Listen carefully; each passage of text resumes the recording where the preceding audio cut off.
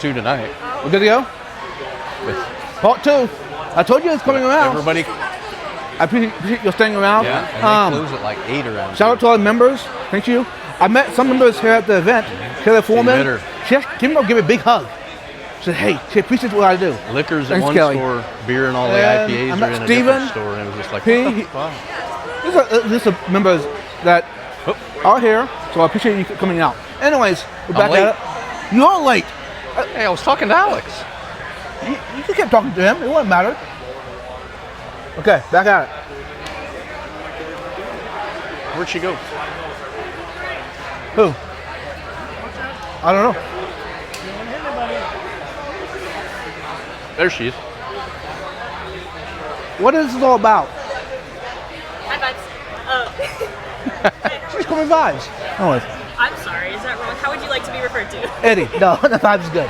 Okay, well, I started this project back in college when I was looking at different solutions to bridge the gap between hobbyists and scientists, because a lot of times hobbyists, we know the laws that they're imposing, right? They don't really make that much sense most of the time. Like, oh, you can't own this species, or you can't import this.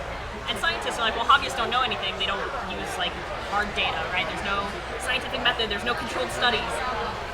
The idea behind this project was originally to bridge that gap, right? Because the hobbyists have a ton of knowledge, and the scientific community has a ton of resources that they're using, right? And so the idea is to create this community-driven database. It's a fish Wikipedia, more or less, where if you have information, you can come share it, establish yourself as somewhat of a reputable source, and if you're seeking information, you can find it. So there's a couple different uses. If you're into the wild caughts, there's a lineage tracker, for example. But for the most part, it's you're looking for information, or you have information, you come here. So you can upload PDFs, you can upload YouTube videos, and it's just to consolidate all the information in one place instead of having to look through 3 blog posts, 16 articles, 5 YouTube videos, something that was dated back 50 years, and you still don't know what the right answer is. Right. Because really there's no one right way to do it, and being able to pull the data from here, you can run an analysis. Okay, experts are more likely to keep this fish at a warmer temperature because they reproduce better, but beginners should keep it at this medium temperature because the fish tends to be a little more robust. You know, so kind of looking at those trends, those patterns, and being able to understand where all the information in the hobby can come into one place so that we can make different, newer mistakes instead of repeating the same mistakes baseline. I agree. So the database is free, there are no ads or anything, so I sell the pins to help fundraise for the development and things like that. And each one of these has its own little backstory. So anybody can enter into this database? Yeah, so all you do is make an account. Anybody can enter information or look at it. You don't need an account to look at the information, Okay. but if you want to contribute to it, then yeah, it's just a quick account. And do you check all the information entered? I don't check all the information. If you're submitting a new species, I check to make sure it's not spam, inappropriate content, whatever. You're not wildly off the mark. But I think personally, no one person should get to decide what is correct information, what is incorrect information. Because I've seen people keep goldfish in tropical tanks. Right. Do I think you should do that? Me personally, no. But some people have done it, right? And some people are going to continue to do it. It's important for us to know what happens when you do that. Right. So as long as the information is something that you've gathered yourself through research or through experience, I'm not here to moderate that. I'm just here to make sure that it's family friendly, Right. fish centered, free of bots, things like that. So can people buy these online? The They pins? can. Yeah, there's an online shop that has all those designs. But I'll give you a tip: if you're gonna buy online, send me an email Okay. because Wix tacks on like a bunch of fees and things like that. I can take those out. So reach out to me, send me an email, and yeah, Too small? really just looking for the information. Here. You can search that though. Are these a new thing? Yeah, the keychains are new. They're new as of last year. That one is because you can buy them for $1.99, maybe $1 even, wherever you see go. it? But they're extinct in the wild, right? You could argue critically endangered / extinct in the wild. But in the hobby, they're $1.99. Hobbyists can crank them out by the thousands. Right. Right. So if we combine that information with the scientific community, there's a real chance that we could do reintroduction programs, Right. clean up the area, protect it, and then get that species back to where they need to be. And if you can buy it in the future, have hats available? I can make you one. They're not available on the website, but I'm always down to help people. So y'all need to step it up and order hats from her. And what are these about?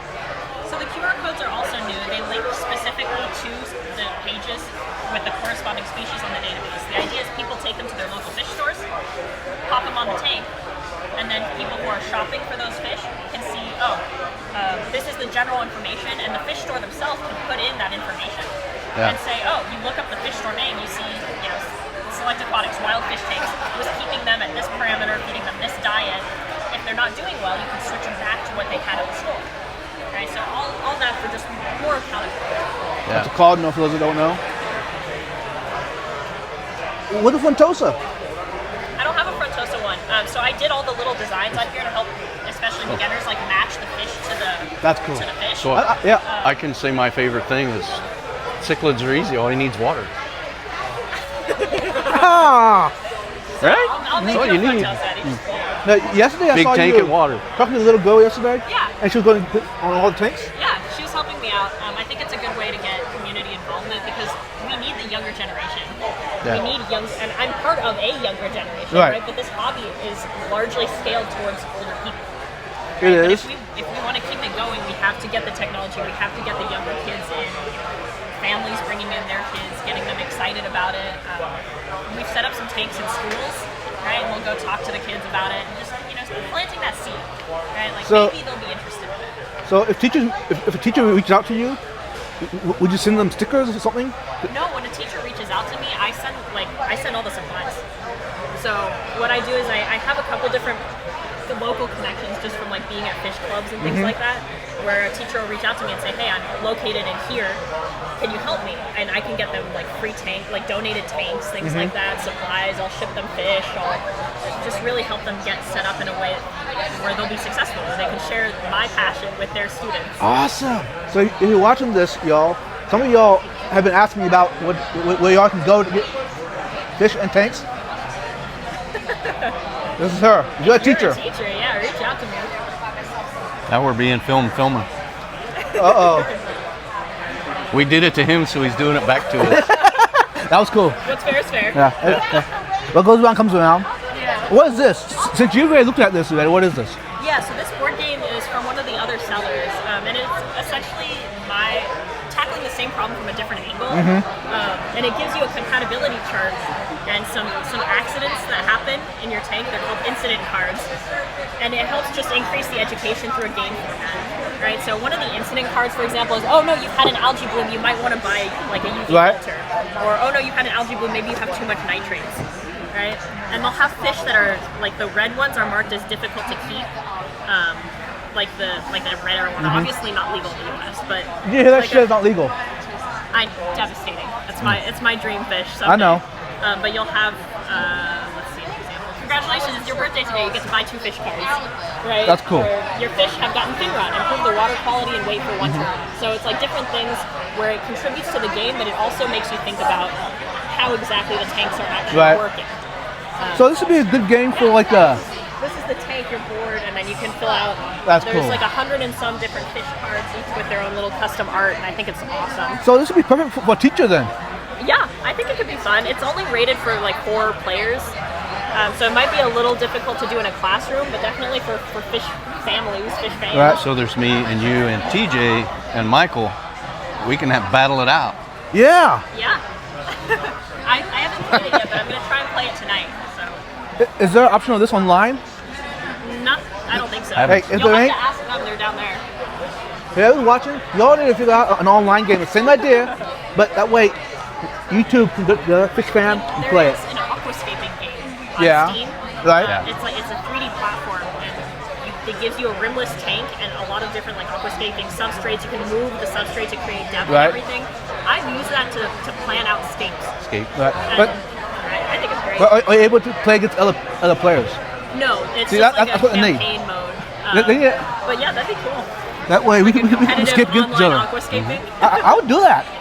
Yeah. I mean, it's definitely a lower barrier to entry because it costs, the game is like $8, and then you play as much as you want. Aquascaping's expensive. Yeah.